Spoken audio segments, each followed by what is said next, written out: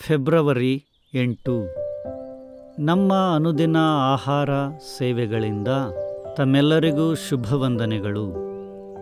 ಇಂದಿನ ಶುಭ ಸಂದೇಶ, ದೇವರ ಕರಗಳು ತೆರೆಯಲ್ಪಟ್ಟಿವೆ. ಜೆನ್ನಿಫರ್ ಬೆನ್ಸನ್ ಶುಲ್ಡ್ ಅವರಿಂದ. ಇಂದಿನ ಸತ್ಯವೇದದ ಭಾಗ 1 ಯೋಹಾನನು ಅಧ್ಯಾಯ 1 ವಚನ 5ರಿಂದ ವಚನ 10ರವರೆಗೆ. ನಾವು ಆತನಿಂದ ಕೇಳಿ ನಿಮಗೆ ತಿಳಿಸುವ ವಾರ್ತೆ ಯಾವುದೆಂದರೆ, ದೇವರು ಬೆಳಕಾಗಿದ್ದಾನೆ ಮತ್ತು ಆತನಲ್ಲಿ ಎಷ್ಟು ಮಾತ್ರವೂ ಕತ್ತಲೆಯಿಲ್ಲ ಎಂಬುದೇ. ನಾವು ದೇವರ ಸಂಗಡ ಅನ್ಯೋನ್ಯತೆಯುಳ್ಳವರಾಗಿದ್ದೇವೆಂದು ಹೇಳಿ ಕತ್ತಲೆಯಲ್ಲಿ ನಡೆದರೆ ಸುಳ್ಳಾಡುವವರಾಗಿದ್ದೇವೆ, ಸತ್ಯವನ್ನನುಸರಿಸುವವರಲ್ಲ. ಆದರೆ ಆತನು ಬೆಳಕಿನಲ್ಲಿರುವಂತೆಯೇ ನಾವು ಬೆಳಕಿನಲ್ಲಿ ನಡೆದರೆ ನಾವು ಒಬ್ಬರ ಸಂಗಡಲೊಬ್ಬರು ಅನ್ಯೋನ್ಯತೆಯಲ್ಲಿದ್ದೇವೆ ಮತ್ತು ಆತನ ಮಗನಾದ ಯೇಸುವಿನ ರಕ್ತವು ಸಕಲ ಪಾಪವನ್ನು ನಿವಾರಣೆ ಮಾಡಿ ನಮ್ಮನ್ನು ಶುದ್ಧಿ ಮಾಡುತ್ತದೆ. ನಮ್ಮಲ್ಲಿ ಪಾಪವಿಲ್ಲವೆಂದು ನಾವು ಹೇಳಿದರೆ ನಮ್ಮನ್ನು ನಾವೇ ಮೋಸಪಡಿಸಿಕೊಳ್ಳುತ್ತೇವೆ ಮತ್ತು ಸತ್ಯವೆಂಬುದು ನಮ್ಮಲ್ಲಿಲ್ಲ. ನಮ್ಮ ಪಾಪಗಳನ್ನು ಒಪ್ಪಿಕೊಂಡು ಅರಿಕೆ ಮಾಡಿದರೆ ಆತನು ನಂಬಿಗಸ್ತನೂ ನೀತಿವಂತನೂ ಆಗಿರುವುದರಿಂದ ನಮ್ಮ ಪಾಪಗಳನ್ನು ಕ್ಷಮಿಸಿಬಿಟ್ಟು ಸಕಲ ಅನೀತಿಯನ್ನು ಪರಿಹರಿಸಿ ನಮ್ಮನ್ನು ಶುದ್ಧಿ ಮಾಡುವನು. ನಾವು ಪಾಪ ಮಾಡಲಿಲ್ಲವೆಂದು ಹೇಳಿದರೆ ಆತನನ್ನು ಸುಳ್ಳುಗಾರನನ್ನಾಗಿ ಮಾಡುತ್ತೇವೆ ಮತ್ತು ಆತನ ವಾಕ್ಯವು ನಮ್ಮಲ್ಲಿ ಇಲ್ಲ. ಮುಖ್ಯ ವಚನ. ನಮ್ಮ ಪಾಪಗಳನ್ನು ಒಪ್ಪಿಕೊಂಡು ಅರಿಕೆ ಮಾಡಿದರೆ ನಮ್ಮ ಪಾಪಗಳನ್ನು ಕ್ಷಮಿಸಿಬಿಟ್ಟು ಸಕಲ ಅನೀತಿಯನ್ನು ಪರಿಹರಿಸಿ ನಮ್ಮನ್ನು ಶುದ್ಧಿ ಮಾಡುವನು. 1 ಯೋಹಾನನು ಅಧ್ಯಾಯ 1 ವಚನ 9.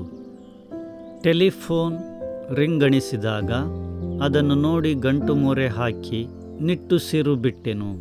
ಏಕೆಂದರೆ ನನಗೂ ನನ್ನ ಗೆಳತಿಯೊಂದಿಗೂ ನಮ್ಮ ಮಕ್ಕಳ ವಿಷಯದಲ್ಲಿ ಗಂಭೀರವಾದ ಭಿನ್ನಾಭಿಪ್ರಾಯಗಳು ಬಂದವು.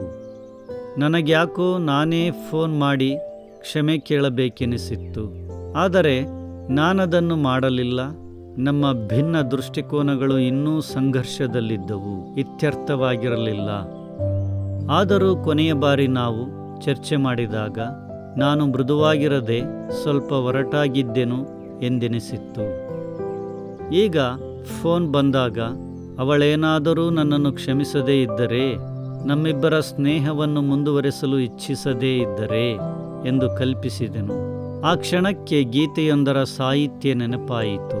ಇದರ ಮೂಲಕ ನನಗೆ ಆ ಪರಿಸ್ಥಿತಿಯಲ್ಲಿ ದೇವರಲ್ಲಿಯೇ ನನ್ನೆಲ್ಲ ಪಾಪಗಳನ್ನು ನಿವೇದಿಸಿದ್ದು ನೆನಪಾಯಿತು. ನಾನು ನಿರಾಳ ಭಾವನೆಯನ್ನು ಅನುಭವಿಸಿದೆನು, ಏಕೆಂದರೆ ದೇವರು ನನ್ನ ಎಲ್ಲ ಪಾಪಗಳನ್ನು ಕ್ಷಮಿಸಿ ನನ್ನನ್ನು ಎಲ್ಲ ದೋಷಗಳಿಂದ ಮುಕ್ತಗೊಳಿಸಿದನು.